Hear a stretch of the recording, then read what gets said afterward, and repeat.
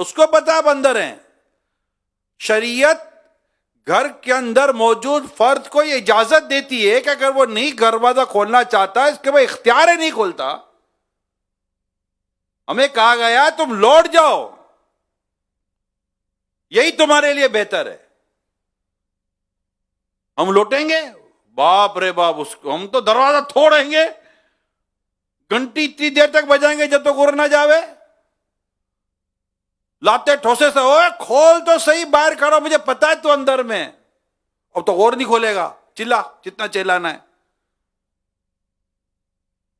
تو ہمارے پاس ہمیں یہ علم ہونا چاہیے بھائی کس کے پاس کتنے حق ہے, کیا ہے. تو آپ کا کوئی حق تلف کرتا ہی کوئی نہیں ہے, تو آپ اس کے بارے میں غلط بات کیوں کر رہے ہیں؟ آپ نے ایک کو میسج کیا, نہیں جواب دینا چاہتا, وہ اس کا نہیں ہے مطلب وہ آپ سے بات نہیں کرنا چاہتا, پرابلم ہے. بہت ساری چیزیں ہوتی ہیں, آپ بدگمانی کیسے کر سکتے ہیں؟ اس لیے ایک مسلمان کو دوسرے مسلمان کے اور ایک سوسائٹی میں رہتے ہوئے سوسائٹی کے رولز ریگولیشنز اور شرعی حدود شرعی قیودات کا ہمیں علم ہونا چاہیے کہ بھائی اس کے پاس اتھارٹی ہے. وہ نہیں آپ کسی سے قرض لینے گئے, اس کے بعد پیسے وہ آپ کو منع کرتے میں قرض نہیں دینا چاہتا آپ کو, تو کیا وہ بخیل ہو گیا, وہ مطلب برا آدمی ہو گیا, وہ گندا آدمی ہو گیا؟ ہو سکتا ہے آپ کی رپورٹ اچھی نہ ہو, آپ کے بارے میں اس کو کچھ اور انفارمیشن ہو سکتا ہے اس سے کہیں اور کمنٹمنٹ کی ہوئی ہو. اچھا آپ کو لگتا ہے کہ یہ پیسے والوں سے بیچارے وہ خود پہ زکوٰۃ فرض نہ ہو, آپ بولو گے یہ کیسے ہو سکتا ہے؟ مقروض ہو, اس کے اپنے پر قرض ہو. یعنی ہمیں بدگمانی کی اجازت نہیں ہے, ہم بدگمان نہ ہوا کریں, اچھا سوچیں, کسی کی مجبوری ہو پریشانی اس کو سمجھنے کی کوشش کریں. کوئی وقت دے کر بھی اگر بالفرض نہیں آیا, ہو سکتا ہے اس کی مجبوری ہو گئی ہو, جھوٹ بولا, دھوکہ دیا, ضروری تو نہیں ہے بھائی میں نے آپ کو کہا یار آپ آئیے گا, اور آپ نے پکی نیت کی کہ آپ آؤ گے اور آپ نہیں آئے. مثال کے طور پر اسلام بھائی آپ نے کسی سے نیت کروائی تھی کہ یار آپ بھی میرے ساتھ اعتکاف کرنا, اسے کہا کروں گا, اب آپ آ گئے, وہ ٹرین میں آیا ہی نہیں, بس میں آیا ہی نہیں, آپ بولا یار دیکھا وعدہ خلافی کی. وعدہ خلافی کب ہوتی؟ جب آپ نے اس کو کہا تھا کہ آپ میرے ساتھ اعتکاف کرنا, اور اس وقت اس کو پتا تھا کہ میں نہیں کروں گا. پھر اگر اس نے آپ کے ساتھ کہا کہ یار آپ بے فکر ہو, میں ہوں نا, میں آ جاؤں گا, ٹینشن نہیں لو, تو یہ جھوٹ ہو گیا, غلط بیانی کی. لیکن اگر اس وقت اس کی نیت تھی, 2-4-6 دن پہلے اسے کہا تھا کہ میں کر لوں گا, اور کوئی ایسے اسباب ہو گئے, چلو اسباب نہیں ہوئے, دل ہی بدل گیا اور کوئی صورت بن گئی, وہ نہیں آیا, پیارے سمجھ یہ وعدہ خلافی نہیں ہے. آپ بولو گا یار کم از کم فون تو اٹینڈ کرتا, میں تو اسٹیشن پہ کھڑا ہو کر, ٹرین پہ کھڑا ہو کر, بس پہ کھڑا ہو کر فون پہ فون کر رہا ہوں, اور وہ کہاں سے فون اٹھائے گا؟ اس کو پتا ہے کہ کلاس ہوگی میری, اس 4 باتیں سنائے گا. ہمارا مزاج بھی تو ایسا ہی ہے نا, یار میری جان کو آ جائے گا, گلے پڑ جائے گا, تو چلو یار اب تو اٹھا لے, اب تو میں آ گیا ہوں اعتکاف میں, اب بھی فون کرا بھی نہیں اٹھا رہا, ہو سکتا ہے شرمندہ ہو, یار اس کو فیس کیسے کروں گا میں؟ یعنی آپ دیکھ رہے ہیں اچھے پہلو, میں جو کہنا چاہ رہا ہوں سمجھ رہے تھے یوں آپ بھی تو ہاتھ بات تو ہلاؤ, لگے کہ ہاں یار سن رہے ہو, یوں ادھر سکتے وہ لگتا ہے جیسے میرے بارے میں بول رہا ہے. آپ مطلب یہ ہم لوگ کا پتہ نہیں عجیب و غریب مزاج ہے, ہر چیز نیگیٹو, ہر چیز نیگیٹو, یہ کر گیا ہوگا, یہ لے گیا ہوگا, یہ ہو گیا ہوگا. نہیں, اپنے آپ کو حسن ظن میں رکھے اور غلط فہمیاں بھی نہ پالے, نہ بدگمانی لے, نہ غلط فہمی لے, دونوں نقصان دہ ہیں. اب آپ ایک کو میں آپ کو کیا بتاؤں, چلیں صلو علی الحبیب صلی اللہ تعالی علی محمد. میں آپ کو ایک اور واقعہ بتاتا ہوں, ہو سکتا ہے یہ بھی سمجھانے کے لیے بیان کیا گیا ہو. یہ بعض اوقات انڈرسٹینڈنگ پرابلم ہوتا ہے نا, آپ کہنا کچھ اور چاہتے ہیں, اگلا سمجھتا کچھ اور ہے, اور آپ کہتے ہیں کہ یار اگزامپل دے دیے. ایک ٹیچر نے اپنے یوں ہی بچوں کا امتحان لینے کی کوشش کی.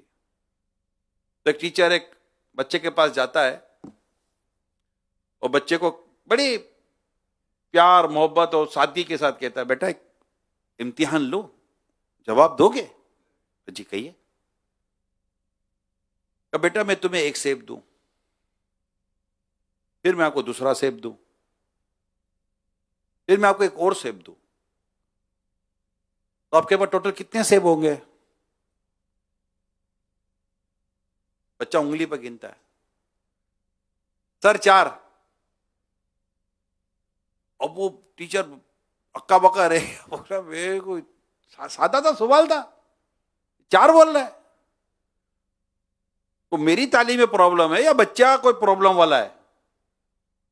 بیٹا میں میری تسلی سے سنو بیٹا، جو میں آپ کو پوچھ رہا ہوں سن، ہاں میں نے آپ کو ایک سیب دیا، پھر میں نے دوسرا دیا، پھر میں نے آپ کو تیسرا دیا، بیٹا ٹوٹل کتنے سیب ہو گئے آپ کے پاس؟ سر 4۔ اب تھوڑا اس کا موڈ خراب ہونا شروع ہوا ٹیچر کا، مذاق کر رہا ہے کیا، کر کیا رہا ہے بچہ، 4 جواب دے رہا ہے۔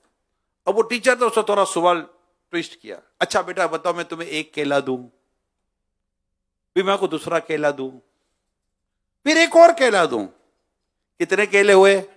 کہ سر 3۔ بچہ تو نارمل ہے، سیب 4 کیلا 3 کیوں؟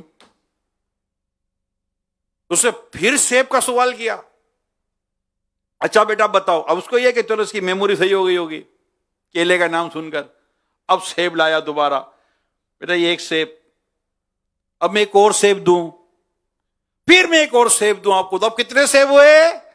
سر 4۔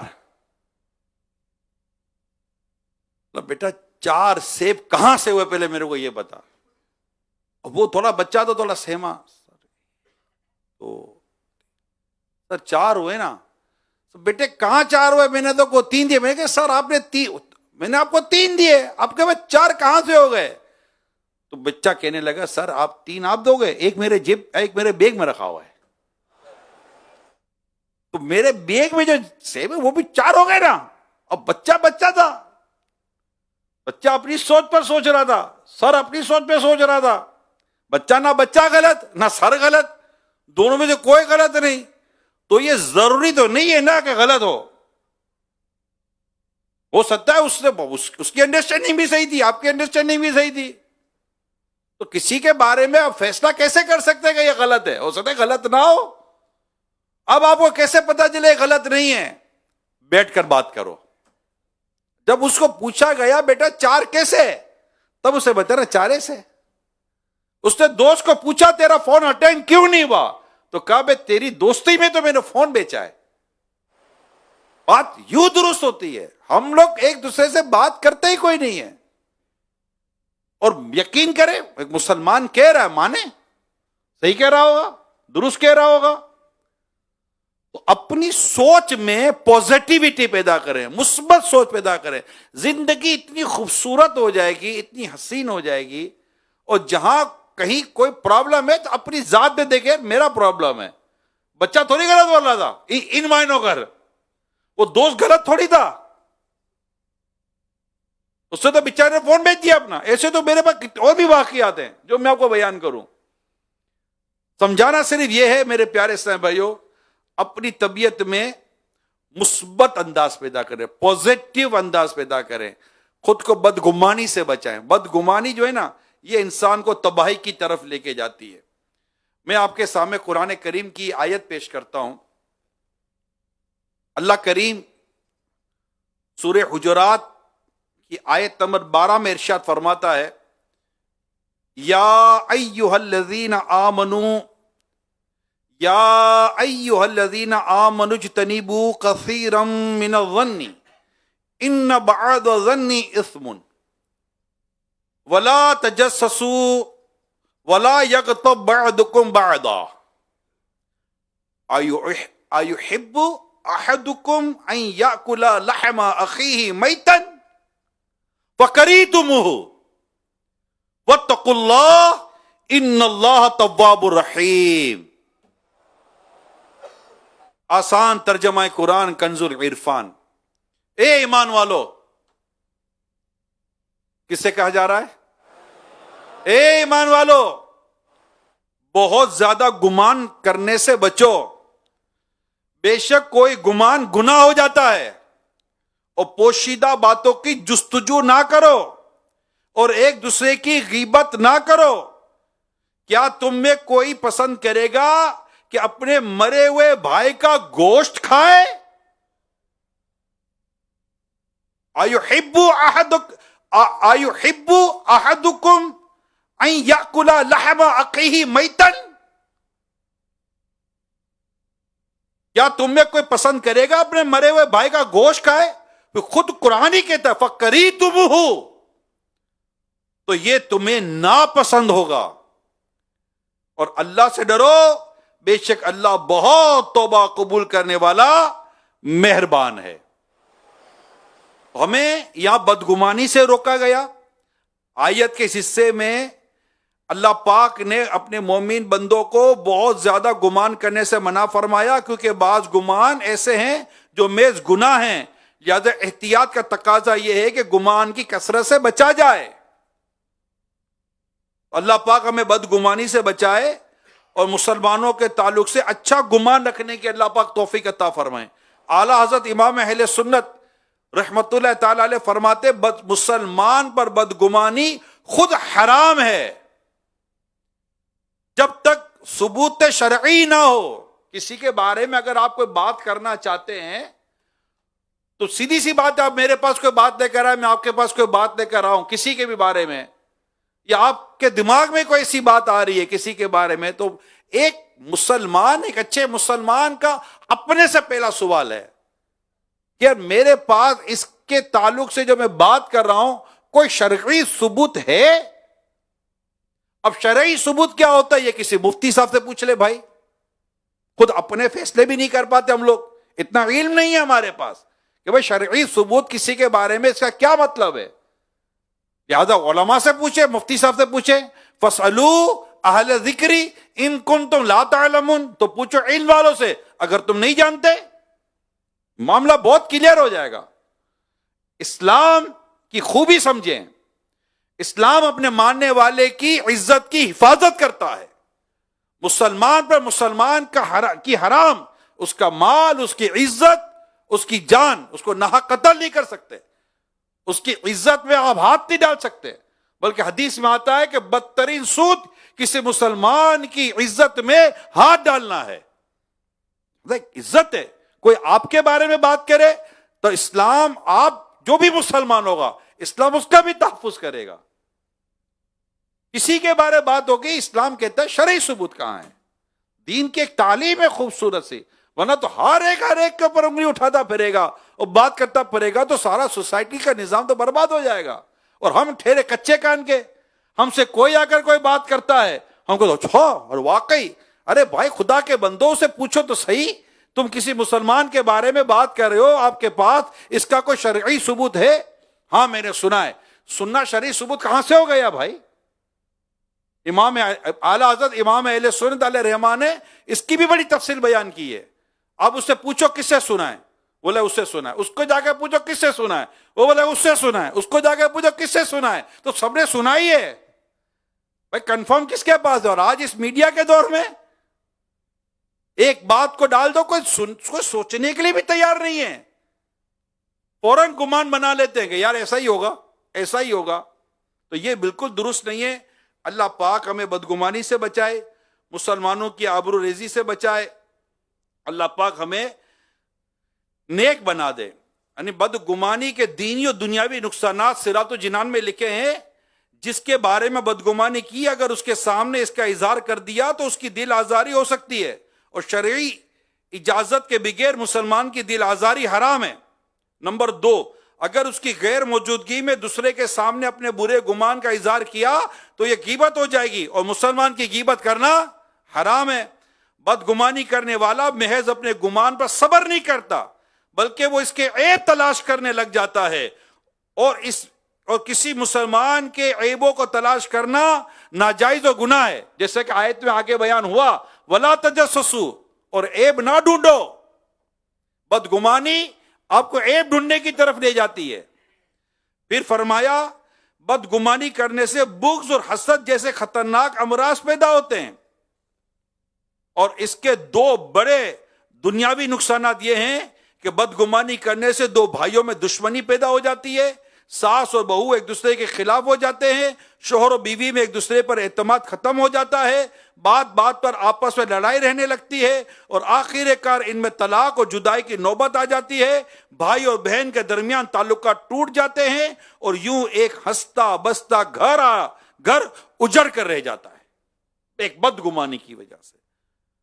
دوسرے کے لیے برے خیالات رکھنے والے افراد پر فالج اور دل کی بیماریوں کا خطرہ زیادہ ہو جاتا ہے, جیسا کہ حال ہی میں ایک امریکن ہارٹ ایسوسی ایشن کی جانب سے جاری کردہ ایک تحقیقی رپورٹ میں یہ انکشاف کیا گیا ہے کہ وہ افراد جو دوسروں کے لیے مخالفانہ سوچ رکھتے ہیں اور اس کی وجہ سے ذہنی دباؤ کا شکار اور غصے میں رہتے ہیں, ان میں دل کی بیماریوں اور فالج کا خطرہ 86% بڑھ جاتا ہے. امام غزالی رحمت اللہ تعالی علیہ بدگمانی کا علاج ارشاد فرماتے شیطان آدمی کے دل میں بدگمانی ڈالتا ہے, اور مسلمان کو چاہیے کہ وہ شیطان کی تصدیق نہ کرے اور اس کو خوش نہ کرے, حتیٰ کہ اگر کسی کے منہ سے شراب کی بو آ رہی ہو تو پھر بھی اس پر حد لگانا جائز نہیں, کیونکہ ہو سکتا ہے اس نے شراب کا ایک گھونٹ پی کر کلی کر دی, شراب کا ایک گھونٹ پی کر اسے کلی کر دی ہو, یا کسی نے اس کو جبرن شراب پلا دی ہو, اور اس کا بھی احتمال ہے, یعنی یہ بھی ہو سکتا ہے کہ وہ دل سے بدگمانی کی تصدیق کر کے شیطان کو خوش نہ کرے. یعنی کیا ہو سکتا ہے کہ اس کو کسی نے جبرن شراب پلا دی ہو, اس کا بھی احتمال ہے, یہ بھی ممکن ہے. تو وہ دل سے بدگمانی کی تصدیق کر کے شیطان کو خوش نہ کرے. اگرچہ جو باتیں بیان ہوئی ہیں تو بدگمانی کا گناہ نہیں ہوگا, لیکن بچنے میں پھر بھی بھلائی ہے. تو آج ہم نے کیا سوچا, کیا سنا, کیا نہیں کرنی؟ بدگمانی نہیں کرنی, کسی کے بارے میں اس طرح برے خیالات لانے نہیں ہیں, بلکہ حسن ظن پیدا کرنا ہے. حسن ظنی من حسن عبادتی, اچھا گمان اچھی عبادت سے ہے, اور حسن ظن میں کوئی شر نہیں اور بدگمانی میں کوئی خیر نہیں. آپ حسن ظن کے ساتھ جیے, اچھے گمان کے ساتھ جیے, اگنور کے ساتھ جیے, ٹھیک ہے, ہر چیز میں اپنا لگے اتنا واسطہ ہوتا بھی نہیں ہے. سچی بات تو یہ یعنی اتنا خوش ہوتا ہے وہ بندہ کہ جس کو غیر مطالعے کا بات پتہ ہی نہ چلے. آبازوں کی طبیعت کیا ہوا, کیا بات کر رہے ہو, نہ کرے. غیر متعلقہ موضوع میں غیر متعلقہ یعنی جس سے ہمارا کوئی لگے نہیں, کوئی تعلق نہیں, کوئی واسطہ نہیں, اس میں نہ پڑے. ایزی رہیں گے, یقین مانے ایزی رہیں گے, خوش رہیں گے, پرسکون نیند آئے گی. ورنہ بندہ اپنے گھر کے بارے میں بدگمان ہو جاتا ہے, بغیر تحقیق بغیر تصدیق کے دل میں ایسی بات آ جاتی ہے کہ بس اللہ کی پناہ, گھر کے گھر اجڑ جاتے ہیں. لہذا اگر کوئی کسی بات کر بھی دے تو بھائی تھوڑے ٹھنڈے دل سے سوچو کہ یہ جو بات کر رہا ہے اس میں کوئی حقیقت ہے بھی یا نہیں ہے, کو تصدیق کرو, کوئی معلومات کرو, ایسے ہی بات مان لینی ہے. جیسے کہ ایک مشہور پہلے بھی میں نے بیان کیا ہے, ابھی ایک موقع ہے, کوشش کرتا ہوں مختصر ہو جائے. جیسے عموماً طور پر لوگ کال کرتے ہیں تو رانگ نمبر لگ جاتا ہے, پہلے رانگ نمبر زیادہ لگتے تھے. تو ایک نے کال کی موبائل پر, تو کال کی تو وہ فوراً کسی عورت کی آواز آئی, تو اس نے کچھ کہا تو کہا نہیں آپ کا رانگ نمبر ہے بھائی جی, آپ غلط نمبر ملا دیا ہے. تو اس نے لائن کاٹ دی. لائن کٹ تو گئی مگر اس کے اندر شرارت آئی, عورت کی آواز سنی نا, اس کو شرارت آئی, نمبر اس کے پاس آ چکا تھا. تھوڑی دیر کے وہ پھر اس نے کال کی, اسے پھر اٹینڈ کیا, تو اسے پھر عورت نے کہا کہ بھائی آپ کو غلط فہمی ہوئی ہے, یہ نمبر وہ نہیں ہے جو آپ غلط نمبر ملا رہے ہیں, تو پلیز آپ فون نہ کریں. اس نے لائن کاٹ دی. اسے پھر کال کی, کہا کہ آپ میری بات سنیں, کہا مجھے آپ کی آواز اچھی لگ رہی ہے, مجھے آپ سے بات کرنی ہے. کہا خدا کا خوف کر, میں شادی شدہ عورت ہوں اور اللہ سے ڈر, یوں کر کے اس نے لائن کاٹ دی. اب وہ آدمی, اس کو شرارت تھی, اس کو میسج کرنے لگا. اب الٹے سیدھے میسج کرتا ہے, یہ وہ. اب عورت کرے تو کیا کرے, تو پھنس گئی. ایک دن اس کا موبائل رکھا ہوگا اور وہ کسی کام میں مصروف تھی, میسج آ گیا. فون ساس کے ہاتھ میں تھا. ساس نے فون کھولا, میسج دیکھا, بلانے لگی, آپ کا میسج آیا ہے. مگر اس کی نظر تحریر پہ پڑی. آپ سے بات نہیں ہوتی تو میں بے چین ہو جاتا ہوں, اور یوں ہو جاتا ہے تو جی نہیں پاؤں گا, تو مجھ سے بات کرو, تو یہ کرو وہ کرو. بھائی اس نے تو جو لکھنا تھا, اوپر سے اتنے سارے میسج تھے. وہ عورت رپلائی نہیں کرتی تھی, لفٹ ہی نہیں کرا رہی تھی. ساس نے دیکھا تو ساس نے کہا یہ کیا مصیبت ہے. اچھا, اب ساس لے کر بیٹھ گئی کہ بھائی بلا کر پوچھے بیٹی کیا بات ہے, تو بیٹی بتا دیتی امی یہ نہیں یہ بات ہے. وہ لے کر بیٹھ گئی. رات کو اس کا شوہر آیا. ساس نے واویلا کر دیا, ہم تو مر گئے, کہیں کہ نہیں رہے, اجڑ گئے, عزت کے جنازے نکل گئے. بیٹا بولا ماں کیا ہو گیا, اچھی خاصی تھی, صحیح چھوڑ کر گیا تھا, تجھے کیا پتا تیرے پیچھے کیا ہو رہا ہے. اب ماں کیا ہو رہا ہے, دیکھ تیری بیوی کیسے گل کھلا رہی ہے. اب اس نے جو ایک ایک کر کے میسج سنا ہے, آدمی کا ویسے ہی بات تھکا ہوا آیا تھا, کیا پتہ نہیں اس کے بھی دماغ میں تھی. اس نے میسج پڑھے, کہا یہ, اس کا تو میٹر شارٹ ہو گیا. تو گیا اور جاتے اسے بیوی کو دے مارے تھپڑ, دے ماری لاتے, بے شرم, بے حیا, بے غیرت. وہ کہ میری بات تو سنو, نہیں اب کو سنے ہی نہیں اس کی. ساس اپنی جگہ پر, نندے اپنی جگہ پر, شور اپنی جگہ پر. حویلا ہو گئے, آس پڑوس والے جمع ہو گئے کہ ہو کیا گیا ہے. کہا دیکھو یہ حرکت کو, ایسی عورت, پھر کوئی تو بولے ہاں ہم کو تو پہلے اندازہ تھا. یہ سب کلچر ہے. ایسے میں اس کے بھائیوں کو بتا دیا, بھائی آ گئے, بتا دیا بھائی ہماری بہن کو مار رہا ہے. وہ تو آ گئے آسینے چڑھا کر, ہے کون جو ہماری بہن پر ہاتھ اٹھائے. بولا رکو رکو, دیکھو تمہاری بہن کی حرکتیں کر رہی ہے. بھائی نے میسج پڑھے تو بھائی کا بھی دماغ گھوم گیا. وہ ایسے ہی مطلب فضول قسم کی اس کی ایک ایسے ہی جیسے غیرت ہوتی ہے جس کی کوئی صورت نہیں ہے. وہ بس آؤ دیکھا نا تاؤ, ہمارا شر سے شرم کے مارے سر جھک گیا, کہیں کا نہیں چھوڑا, تیری ایسی تربیت کی تھی وغیرہ کر کے مارا مارا مارا, بہن کو قتل کر دیا, بہن کا خون ہو گیا. اف, پولیس آ گئی, پولیس پکڑ کے لے گئی بھائی کو. ہوا کیا, جب اب تفتیش ہوگی, جب تفتیش ہوئی تو سارے ریکارڈ نکالے فون کے. لڑکا پکڑا گیا, لڑکے کو لایا گیا, لڑکے کو پوچھا گیا بھائی یہ کیا ہے, تم کو پتا ہوا یہ ہو گیا. اب لڑکے کو افسوس ہو رہا ہے, بولا میں آپ کو بتاتا ہوں یہ عورت کا مسئلہ ہی کوئی نہیں تھا, تو میں شرارتیں کر رہا تھا, اس نے تو کبھی مجھے جواب تک نہیں دیا, بلکہ تو مجھے منع کرتی تھی.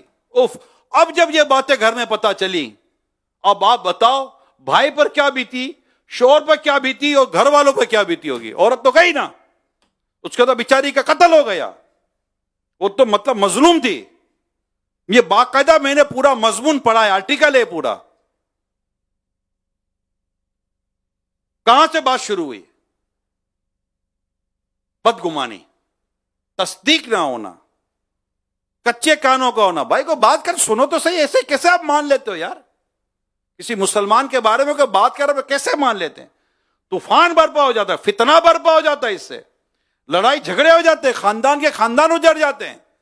لہذا میرے پیارے اسلامی بھائیوں, مدنی چینل کے ناظرین, سوشل میڈیا والوں, اسلامی بھائیوں, اسلامی بہنوں, فیملی ممبرز, بی کیئرفل, سنبھل کے رہیں. نفس و شیطان کی شرارتوں کو سمجھیں. ایسا بھی ہوتا ہے کہ کسی نے کوئی بات نہیں کی ہوتی, شیطان کان میں بات کہہ کے چلا جاتا ہے. حدیث اور اس کی شروحات موجود ہیں, اور وہ باتیں بندہ پھر آگے بیان کر رہا ہوتا ہے. وہ فتنہ برپا کرتا ہے شیطان, کوئی حقیقت نہیں ہوتی بات کی. اور اس کو پوچھو تو بولے بس کوئی تھا جو بول کر چلا گیا. میرات المناجی میں باقاعدہ یہ روایت, مشکات روایت, اس کی شرح موجود ہے. اس لیے اے عاشقان رسول, عاشقان صحابہ, عاشقان اہل بیت, ابھی جو میں نے سورہ حجرات کی جو آیت نمبر 12 پڑھی ہے نا، یہ سمجھیے کہ اس معاشرے کو پرامن بنانے کا بہترین بیان ہے یہ پورا. بدگمانی سے بچو، عیب تلاش کرنے سے بچو، غیبت سے بچو. اگر بندہ 3 چیزوں سے بچ جائے، بدگمانی نہ کرے، عیب نہ ٹٹولے اور غیبت نہ کرے، اب مجھے بتاؤ جھگڑا ہے کہاں؟ صرف قرآن کریم کی ایک آیت، سورہ حجرات آیت نمبر 12، اس کی تو میں نے پوری تفسیر ابھی بیان کی نہیں ہے، اس سے صرف میں نے بدگمانی کا بیان آپ کو کیا ہے. لہٰذا آپ صراط الجنان تفسیر میں تو مشورہ دیتا رہتا ہوں آپ کو، صراط الجنان تفسیر لیں، کھولیں، موبائل میں ڈاؤن لوڈ کریں، اور سورہ حجرات کی آیت نمبر 12، اس سے پہلے کی بھی آیات ہیں، اس کے بعد کی بھی آیات ہیں، اور اس کے پڑھیں، اور اللہ کرے کہ یہ آیت کریمہ پر ہمیں عمل نصیب ہو جائے، اور مسلمان اگر اس پر عمل کر لیں، یقین مانے ہمارا معاشرہ مدینہ مدینہ ہو جائے گا. امیر سنت کتاب پر ہے غیبت کی تباہ کاریاں، یہ ہے کیا؟ نیکی کی دعوت، یہ کتابیں کیا ہیں؟ سوسائٹی کو فتنوں سے بچانے والی کتابیں ہیں. خود امیر سنت کی سیرت، آپ کے بیانات مدی مذاکرے نہیں دیکھتے. یہ ہمیں کیا سکھایا جا رہا ہے؟ مجھے بتا. آپ کا یہ الحمدللہ 7واں دن ہے، اب تک ہمیں کیا سکھایا گیا؟ پرامن رہیں، محبت سے رہیں، پیار سے رہیں، بدگمانی نہ کریں، نمازیں پڑھیں، عبادت کریں، اچھے نیک پرہیزگار متقی مسلمان بن کر جئیں، سچے عاشق رسول بن کر جئیں. اگر دعوت اسلامی جو اسلام و دین کی یہ باتیں ہم تک پہنچا رہی ہے، قرآن و حدیث کی جو باتیں ہم تک پہنچا رہی ہے، آپ بتائیے اگر اس پر سارے آ جائیں، عمل کریں، اور اس پیاری خوبصورت دینی تحریک سے وابستہ، دینی تنظیم سے وابستہ ہو کر ہم اپنی زندگی گزاریں، اب بتائیے ہمارے ہاں فتنے، فساد اور جھگڑے کتنے ختم ہو جائیں گے؟ پھر اس کے ساتھ ساتھ دعوت اسلامی علماء الگ بنائے، قاری اور حافظ الگ بنائے، مفتی الگ بنائے، مبلغ الگ بنائے، بچوں کی تربیت الگ، بڑے بوڑھوں کی تربیت الگ، نوجوانوں کی تربیت الگ، جامعۃ المدینہ الگ، مدرسۃ المدینہ الگ، میڈیا کا دور ہے، مدنی چینل الگ، سوشل میڈیا کا دور ہے تو سوشل میڈیا کا پلیٹ فارم الگ. یہ سارے پلیٹ فارمز کے لے کر پھر اعتکاف، یہ فزیکل، ایک تو ڈیجیٹل لوگ کام کر رہے ہیں. دعوت اسلامی صرف ڈیجیٹل پر نہیں ہے، دعوت اسلامی یہ فزیکل چیزیں دے رہی ہے. ورنہ 2,500 3,000 ہزار 4,000 ہزار عاشقان رسول کو ایک چھت کے نیچے 1 مہینے کے لیے جمع کر کے تو دکھائے.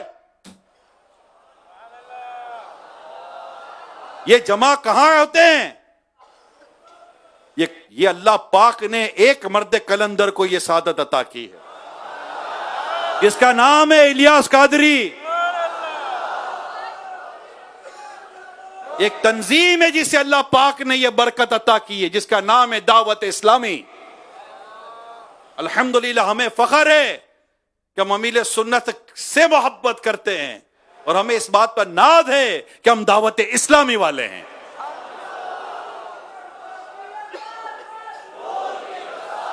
اللہ پاک کی کروڑوں رحمت ہے.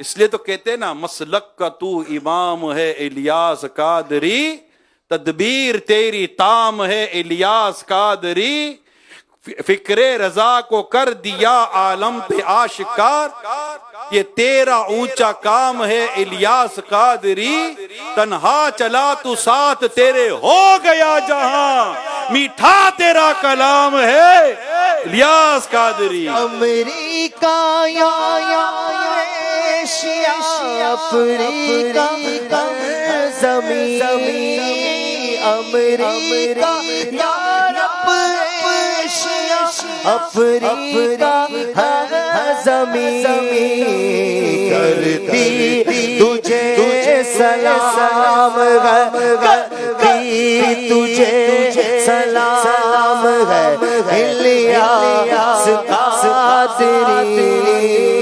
میرے پیر کا یہ نام ہے الیاس قادری. اللہ پاک امیل سنت کو بھی سلامت رکھے، دعوت اسلامی کو بھی نظر بد سے بچائے. ہم سب کو دعوت اسلامی کے ساتھ وابستہ ہو کر اسی طرح دین کی خدمت کرنی ہے. اس قرآن اور حدیث کو، عشق و محبت کے پیغام کو، صحابہ کرام کی تعلیمات کو، اہل بیت کی تعلیمات کو، اولیاء کرام کی تعلیمات کو پہنچانا ہے. اور وہ انداز دینا ہے جو انداز ہے وہ قرآن و حدیث سے ملا ہوا ہے، گھر چلانے کے لیے، کاروبار چلانے کے لیے، آپس کے تعلقات، جیسا کہ میں نے ابھی کچھ دیر پہلے آپ کو بیان کیا ہے، بدگمانی کوئی بھی ہو جائے یار، ڈائریکٹ آپ اچھا سوچے یار، ہو سکتا ہے اللہ اچھا ڈائریکٹ یہ کہتے اور اللہ خیر کرے بیچارے کا فون اٹینڈ نہیں ہو رہا. میرے سنت بڑا پیارا جملہ کا ہے، ہماری زبان میں جملہ کیا ہوتا ہے یار فون نہیں اٹھا رہا، ہم کیا کہتے ہیں؟ جنرل آواز ہے یہ، ہم کیا کہتے ہیں؟ فون نہیں اٹھا رہا. آپ فرماتے یہ نہیں بولو فون نہیں اٹھا رہا، خالی خالی کسی کے اوپر کیوں الزام لگا رہے ہو؟ اس کی جگہ محتاج جملہ کیا ہے؟ فون اٹینڈ نہیں ہوا یا فون اٹھ نہیں رہا، فون اٹھا نہیں رہا ہے، اس لائن کو سمجھ رہے ہیں آپ؟ فون اٹھا نہیں رہا یہ لائن کچھ اور ہے، فون اٹھ نہیں رہا ہے لائن کچھ اور ہے. تھوڑا سا لفظ کا فرق ہے، الحمدللہ آپ احتیاط کے ساتھ بات کرنے والوں میں شمار کر لیے جائیں گے. یہ صحبت کی برکت ہوتی ہے، الصحبت مؤثرہ، صحبت میں بڑی تاثیر ہوتی ہے. تو یوں ہمیں بدگمانی سے بچنا ہے، ایب تلاش. ارے سیدھی سی بات ہے یار، آپ بیٹھے ہوئے کوئی بھی کسی کے بارے میں نیگیٹو بات کرنے کے لیے بیٹھا ہوا ہے، آپ بولو یار کیوں بھائی، کیوں مہربانی کرو یار، ویسے ہی گناہوں کا انبار ہے، اب آپ کی بات سن کے مزید گناہ کہاں جمع کرنے بیٹھوں گا؟ کوئی ایسی بات. میرے پاس بہت پرانی بات ہے، ایک اسلامی بھائی آئے تھے، کوئی چند دنوں سے وقت مانگ رہے تھے، تو وہ کارڈ ہوتا تھا ہمارے پاس غیبت کے تعلق سے، یاد ہوگا آپ کو. تو وہ کچھ کسی کے بارے میں انہوں نے کہا تھا یار آپ سے ایک بات کرنی ہے ان کے بارے میں وغیرہ وغیرہ. تو کہ ٹائم کی ترکیب بن گئی، بولا سنگل بات کروں گا، کوئی ہونا نہیں چاہیے. جی حضور آئیے گا. آئے ماشاءاللہ، ہم دونوں بیٹھے، پیچھے کمرے میں ہوتا تھا میں. تو بات شروع کرنے سے پہلے میں نے ان کو کارڈ پڑھایا تھا، غیبت کریں گے نہ غیبت سنیں گے، اور اس کے تعلق سے جو چند ایک مدنی پھول تھے میرے سنت لکھ کر دیے تھے. انہوں نے یہ صحیح بتا رہا ہوں، انہوں نے کارڈ پڑھا. اچھا اس کارڈ میں ہم کو واپس لینا ہوتا تھا نا، کہ پڑھ کے کارڈ واپس کر دے. کارڈ پڑھا، مجھے واپس کیا، کہا مجھے اجازت ہے میں جا رہا ہوں. یقین مانے بات ہی نہیں کی. مجھے اچھے بہت لگے کہ ان کو اللہ کا ایسا خوف تھا، مجھے ایسا استاد ہے کہ انہوں نے کہا یار غیبت پہ نہیں پڑھنا، تو غیبت کریں گے نہ غیبت سنیں گے انشاءاللہ.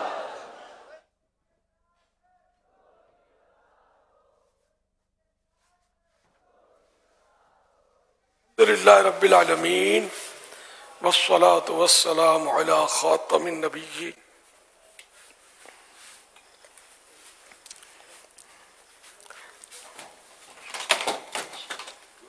اما بعد فاعوذ باللہ من الشیطان الرجیم. بسم اللہ الرحمن الرحیم. الصلاة والسلام علیک یا رسول اللہ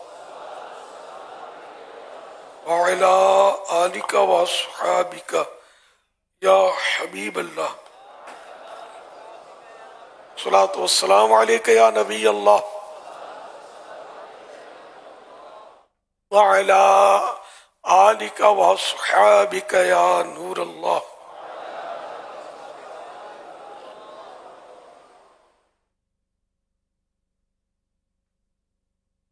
صلوا على الحبيب صلی اللہ علیہ محمد.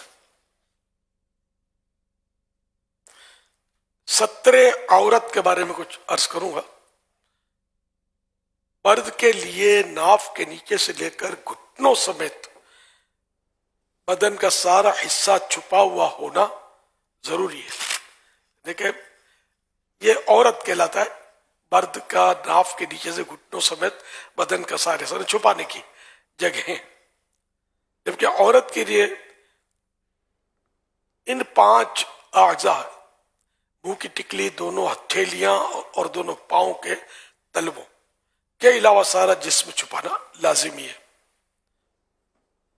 البتہ اگر دونوں ہاتھ گھٹنوں تک، پاؤں ٹخنوں تک مکمل ظاہر ہوں تو ایک مفتہ بہی قول پر نماز درست ہے. مفتہ بہی قول اس کو بولتے ہیں کہ بزرگوں کے اقوال ہوتے ہیں، انہیں علماء کے، ان کو فقیہ بولتے ہیں.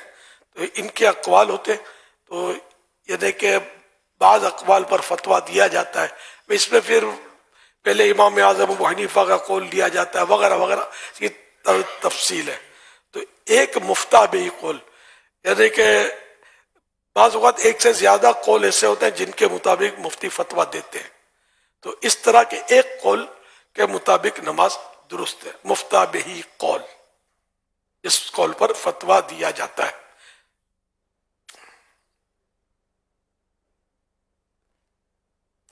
اگر ایسا باریک کپڑا پہنا جس سے بدن کا وہ حصہ جس کا نماز میں چھپانا فرض ہے نظر آئے، یا جلد یعنی اسکن کا رنگ ظاہر ہو، نماز نہ ہوگی۔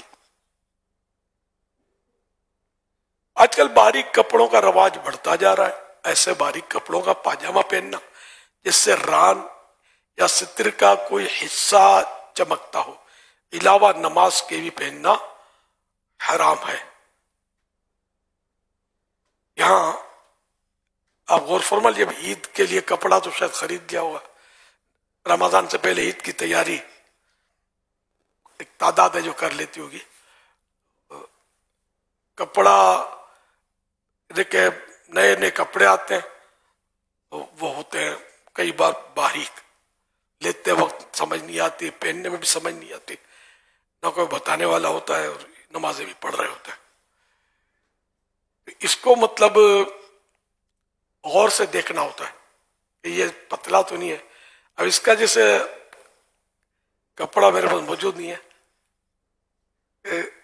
کچھ دیر پہلے کسی نے مجھے کپڑا چیک کروایا کہ یہ باریک ہے یا نہیں، انہوں نے یوں کر کے یوں پکڑ کے دکھایا، یہ نہیں، پھر مجھے لگتا تو باریک ہے، پھر میں نے یوں کر کے دکھایا، میں نے کہا دیکھو میری ہتھیلی چمک رہی ہے، چمک رہی ہے، ایک دم دبا کے نہیں بلکہ یوں پولی پولی ہلکی ہلکی چھوڑ کے پھر کپڑا آڑے ہوگا اور روشنی صحیح ہوگی۔ تو یہ تو اوپر کا کرتا جو ہے یہ پتلے کپڑے میں حرج نہیں ہے مرد کے لیے، لیکن پاجامہ یا شلوار جو ہے نا اس میں صحیح کی حرج ہے کہ رانیں چمک رہی ہوتی ہے، گھٹنے چمک رہے ہوتے ہیں، اور نماز بھی سال میں، یہ تو نمازیوں کی بات ہے، عوام تو اب اس کا کیا آپ شکوا کریں کہ نمازی بھی ایسے کپڑے پہنتے ہیں۔ آپ اپنے کپڑے چیک کر رہے ہیں، بھلے درزی کے بعد چلا گیا آپ چیک کر رہے، خدا نہ خواستہ اگر یہ کپڑا پتلا ہے تو آپ اس کے کرتے سلوا لیں، پاجامے کے لیے، شلوار کے لیے کوئی الگ میچنگ کے مطابق کوئی کپڑا لے لیں تاکہ آپ کا سوٹ، ایک شوق ہوتا تھا کہ بالکل ملتا جلتا کپڑا ہو، تو ممکن تو ہے، ابھی کپڑے کی دکانیں تو آف ہو گیا ان کا سیزن، لیکن پھر بھی کھلتی تو ہوں گی، کپڑا مل جائے گا انشاءاللہ۔ نہ بھی ملے تو یہی عید کے دن پہننا، یہ کوئی فرض تو نہیں ہے۔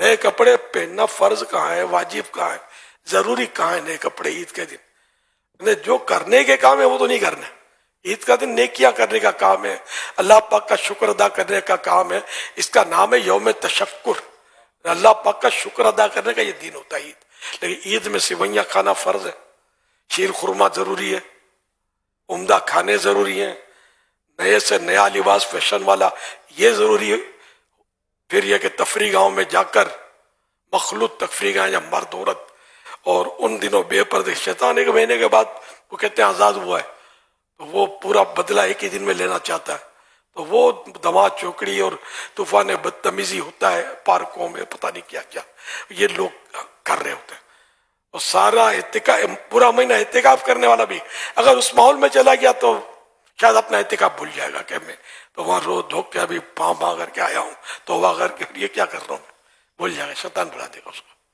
اس لیے وہ بار بار تاکید کی جاتی ہے اپنی گیدرنگ چینج کرو، گیدرنگ چینج نہیں کرتے آپ کا مرض جو ہے اس سے آپ کو شفا نہیں ہوگی، بہت مشکل ہے۔ گیدرنگ عاشقان رسول کی، اور عید کا دن مدنی قافلوں میں گزرے عید کے دن، کہ عید کے دن طوفان بدتمیزی زیادہ ہوتے ہیں، عید کے دن اپنے کو جانا ہی نہیں ہے ایسے لوگوں میں۔ گھر والوں کو بہرحال کسی طرح بھی منا لیں، اب گھر والوں کی کوئی اختلافی ہوتی ہے تو میں یہ نہیں کہتا کہ ماں باپ کو رلا کر آپ مدنی قافلے میں سفر کریں، لیکن سمجھایا جا سکتا ہے محبت سے، پیار سے، اصرار کر کے۔ وہ مدنی ضد ہوتی ہے جو ماں باپ بچوں کا مان رکھ بھی لیتے ہیں، ایک مہینے کے لیے رکھ ہی لیا ہوگا تب تو آئے ہوں گے آپ، اگر ممکن ہو تو حق تلفی نہیں ہونی چاہیے, گناہ بھرا انداز نہ ہو.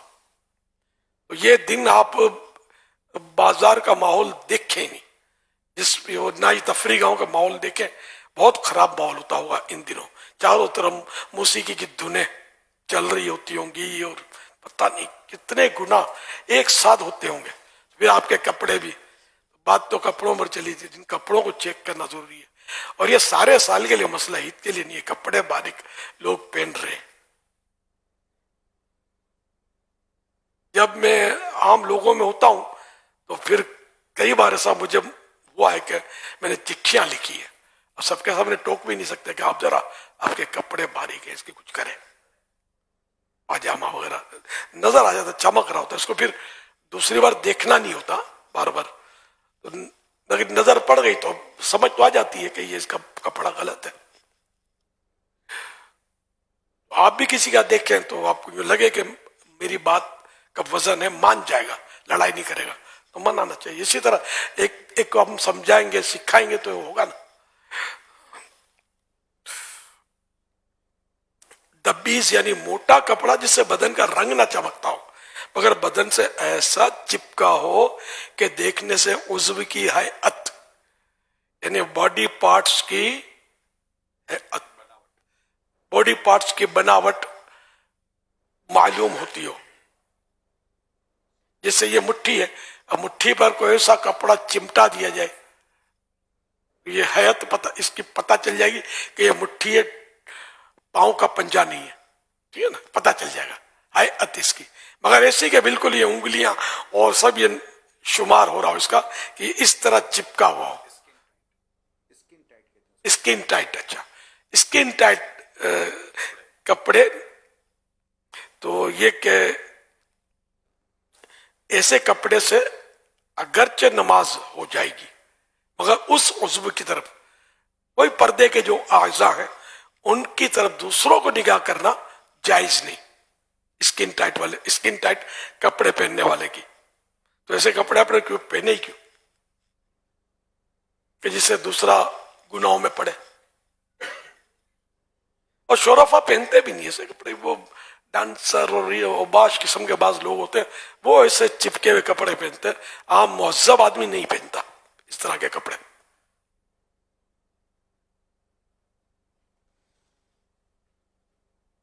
تو مزید لکھا ہے بہاری شریف میں کہ ایسا لباس لوگوں کے سامنے پہننا منع ہے, اور عورتوں کے لیے بدرجہ اولا ممانعت یا اسکن ٹائٹ.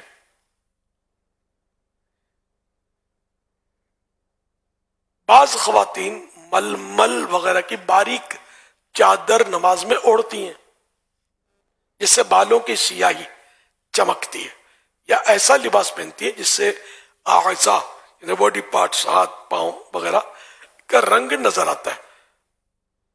ایسے لباس میں بھی نماز نہیں ہوتی. صلو علی الحبیب صلی اللہ علی محمد.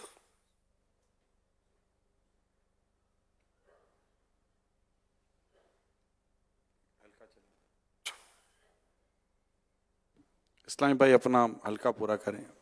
ماشاءاللہ. صلو علی الحبیب صلی اللہ علی محمد. توبو الی اللہ استغفر اللہ. صلو علی الحبیب. صلی اللہ علی محمد.